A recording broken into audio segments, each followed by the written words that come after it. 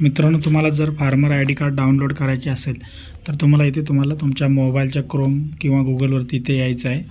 इथे आल्याच्या नंतर तुम्हाला इथे ॲग्रीस्टिक अशा प्रकारे इथे सर्च करायचं आहे.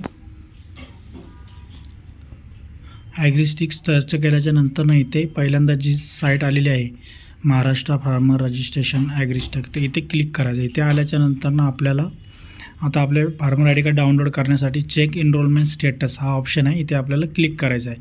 इथे क्लिक केल्याच्या नंतर आपल्याला फार्मर आय डी कार्ड आपण बनवलेली असेल तर आणि जाऊन डाउनलोड करायची असेल तर तुम्हाला इथे तुम्ही आधार कार्डचा नंबर टाकून त्यानंतर एनरोलमेंट आय डी किंवा फार्मर आय डीचा नंबर जो असेल तर तो आपण टाकून इथून आपण डाउनलोड करू शकतो. तर इथे आपल्याला आपण आधार कार्डचा नंबर टाकून इथे फार्मर आय डी कार्ड आपण इथे डाउनलोड करणार आहोत. तर आता इथे आपल्याला आधार कार्डचा इथे नंबर टाकायचा आहे आणि पुढे चेक इथे क्लिक करायचं आहे. इथे चेक इथे क्लिक केल्याच्या नंतरनं आपले फार्मर आय डी कार्ड इथे आपल्याला पाहायला मिळेल.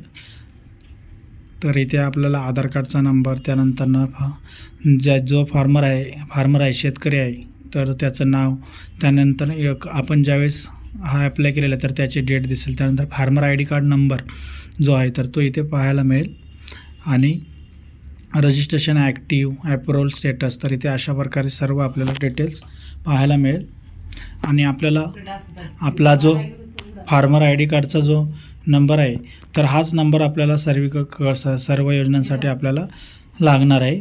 तर हाच नंबर आपण सगळीकडे यूज करू शकतो. तर मित्रांनो, अशा प्रकारे तुम्ही ऑनलाईन तुमचे farmer I D card download करू शकता.